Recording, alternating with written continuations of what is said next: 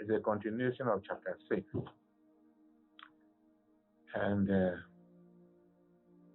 you find verse 30 of chapter 6. Is there iniquity in my tongue? Cannot my taste discern perverse things? Am I sinning with my tongue? Don't I know what are the right things to say, what right words to say, and what not to say? So verse chapter 17 continues, is there not an appointed time to man upon earth?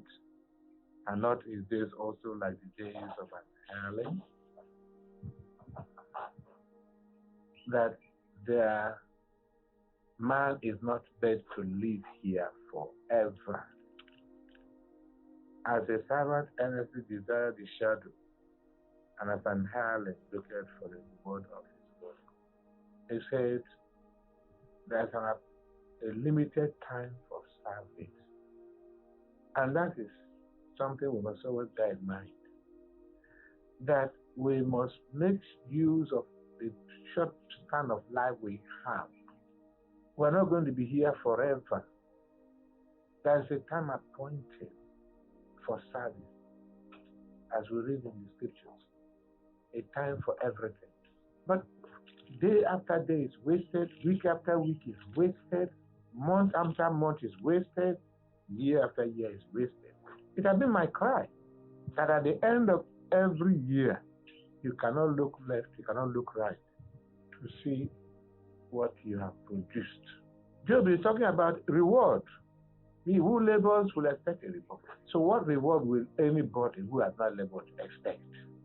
Are not his days like those of an hireling?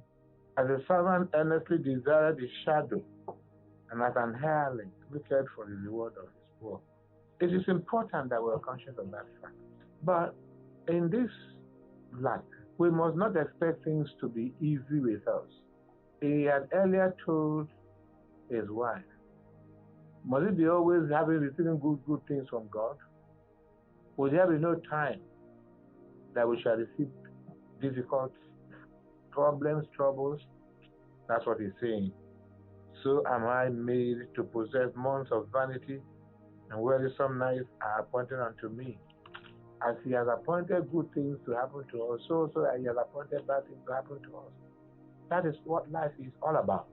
When I lie down, I say, when shall I arise? And the night be gone, and I'm full of tossings to and fro until the dawning of the day. There are two things to remember there. First, he's talking about his pain. He says, when night comes, he's anxious. When will the day come? I'm hoping that the day will be better than the night. I is tossing, sleepless, waiting for daybreak. My flesh is clothed with worms and clods of dust. My skin is broken and become loathsome. Such was the pain that he had no comfort in bed. He would wish daybreak come so that he would probably walk on about. You remember, Job was so tormented, so afflicted in the flesh that he could not even put on shoes. All his body was sore. That's what he's describing. That my flesh is clothed with worms. Worms became singlet, and clots of dust, pus, dried or caked on his skin. He could not put on dress. He said his body was clothed like, worms clothed him like dress, like singlet. He was a putrefying living dead body. This point should really make us appreciate what this man passed through. He could not put on dress. But there are so many worms, like bees, clothing a tree. They were eating him out and sucking out blood like leech. It's frightening what Job is describing. Imagine it, and that nobody can stay around him because he was a living dead, like corpse. He was thinking. Even as I'm talking, I shudder. Who has ever suffered to that extent? Who has suffered to that extent that worms were all over a man to the point of being his clothing? He cannot sit down. He cannot lie down. When it's night, he wish for the day. When it is the day, he will wish for the night. That's how terrible, terrible his condition was. When I lie down, I say, when shall I arise? And the night be gone. And I'm full of tossing to and fro on the dawning of the day, waiting for the day to break. As if the daybreak will bring relief. When the day comes, he says, when will night come? As if the night will bring relief. Who has passed through that? My flesh is clothed with worms and clothes of dust. My skin is broken, a living day, and become loathsome. My days are swifter than a weaver's shuttle, and are spent without. Now, Paul was talking about those who have no hope. Those who have no hope. The unbeliever. We, the Christians, we have hope. The hope of the believer is what we call it. But the people of this world live, and they live for this world without hope in the world and without God. And that it is a short life. We know somebody, we come from the same family, and soon the person dies, and we see the person no more. The eye of him that has seen me shall see me no more. Thine eyes are upon me, and I am not. Friends die, relations die, parents die, brothers and sisters die, children die, and we see them no more. That's how brief life is. The eyes of him that has seen me shall see me no more. My eyes are upon me, and I am not. When a man dies, his eyes are still on him. The corpse still has his eyes, but he's the dead man. As the cloud is consumed and vanisheth away, so he shall go. So he that goeth down to the grave shall come up no more. Now that's the truth there. Some people believe in reincarnation. We are being taught here that there's no reincarnation. Some people say, when I die in my next world, I want to come out in this family again. Or I don't want to have anything to do with this family again in my next country. No, there's no reincarnation. So he that goeth down to the grave shall come up no more. He shall return no more to his house, neither shall his place know him anymore. He shall not reincarnate and come out from that house again, which is the statement some people make. If I die and come back again, I want to come out from this family. It doesn't happen. Therefore, I will not refrain my mouth. I will speak in the anguish of my spirit. I will complain in the bitterness of my soul. He says, therefore, in peace or in agony, I will not keep quiet. We saw yesterday how Job, in spite of what he was passing through, was praising God. It is not only when things are well with us that we shall speak. When things are not so well with us, we should also continue to speak the word of God, even in pain. Am I a sea or a wave that thou settest the watch over me? The sea is restrained. We put beads in the mouth of whales to restrain them from charging forward. He said, don't try to restrict me, my friends. Let me speak. Let me have the freedom to express myself. Am I a sea or a whale that thou settest a watch over me?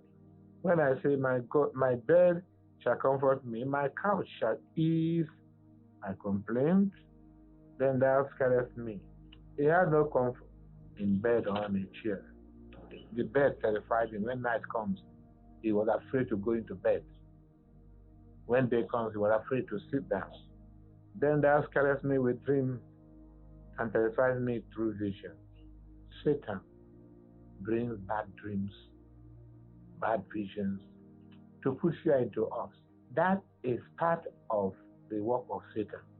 If he cannot kill you, he will terrify you with dreams and with visions. And so people have even made a ministry out of it, where they dream and take visions to people and say, this journey, don't go, you will die. Bad dreams, bad visions. Satan gives them. Then it comes in the closing verses of this chapter, again to appreciate God. Verse 17, what is man that thou shouldest magnify him, and that thou shouldest set thine heart upon him? Why should you even love man? Why should you remember me. And that thou shouldest visit him every morning and try him every moment. We come to devotion. Don't you know that God is here? We wake up to come to devotion. God comes along with us. The Lord comes along with us. Who are we that God should come to devotion with us? He says, where two or three are gathered together in my name, there I am with them. Job is prophesying this promise of the Lord, that I will not leave, I will not forsake you. Where two or three are gathered together in my name, there I am. He said, what is man that thou shouldest magnify him, and that thou shouldest set thine heart upon him, and that thou shouldest visit him every morning, and try him every morning. Take note of this, and that thou shouldest set thy heart upon him. The heart of God is upon us. I will never forsake you. I will never leave you. Let us rejoice for that fact, that the Lord's heart is on me. Somebody you love, your heart will be on that person. Somebody we love, our heart will be on that person. This should lift up our faith, our heart this morning. That the heart of God is on me. That the heart of God is on you. You are not forgotten. I am not forgotten. Insignificant as I am, God knows I am there. I'm not God forsaken. Great statement there. How long will thou not depart from me? Now let me alone till I swallow down my spittle. What he is saying is that this affliction in his body is not only outside but also inside. His throat was dried up. Pain in his throat, he could not swallow anything. Could not swallow saliva. When we have boil in our throat, we cannot swallow anything. It says that God was not going to leave him for any moment, even not a brief period as swallowing down, settle down his throat. God was with him in every pain. Isaiah then prophesied, in all our afflictions, he's afflicted with us. That's how close God is. That every stage of our pain, every difficult moment, God is in that pain with us. It's something great to appreciate. Then Job goes on to admit the fact that he has sinned. I have sinned.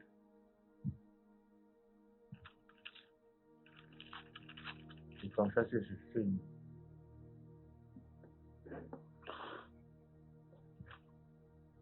He begins to confess his sins. He asks for pardon. He is repentant.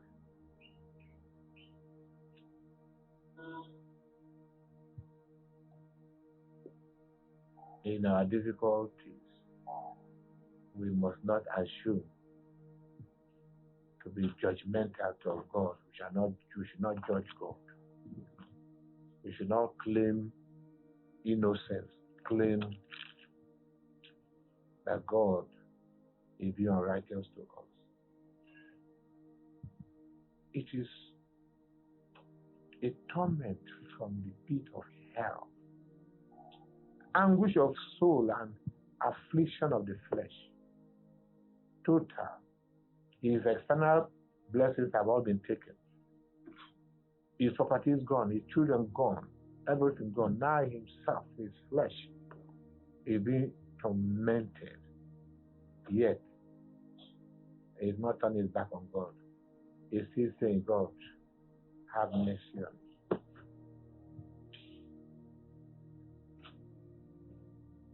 Compared to that which some little difficulties we may have, some little deprivation or denial we may have, oh, God, I'm going to turn my back on you.